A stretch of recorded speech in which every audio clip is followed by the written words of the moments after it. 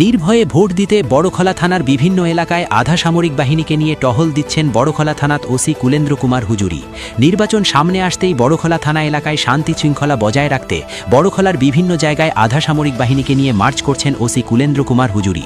বড়খলা থানার OC কুলেন্দ্র Kumar হুজুরিকে March সম্বন্ধে জিজ্ঞেস করলে তিনি জানান যাতে জনগণ নির্ভয়ে ভোট দিতে পারেন। পুলিশ জনগণের সেবার জন্য 24 নিয়োজিত রয়েছে বলে জানান তিনি।